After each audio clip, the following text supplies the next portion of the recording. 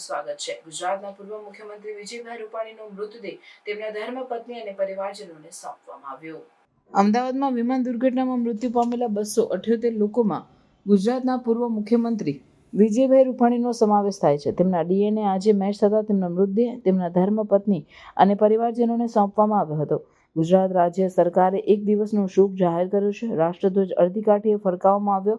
રાજકોટમાં વિજયભાઈના માનમાં બજારો અને દુકાનો બંધ રહ્યા। સ્વર્ગીય વિજય રૂપાણીની અંતિમ યાત્રા પૂરા રાજકીય સન્માન સાથે કાઢવામાં આવી।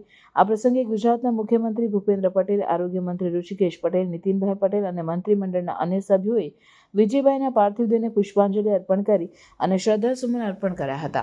આમ શોકમગ્ન વાતાવરણમાં અંતિમ યાત્રા નીકળી હતી। રિપોર્ટર કશ્યપભાઈ ભટ્ટ, અમદાવાદ।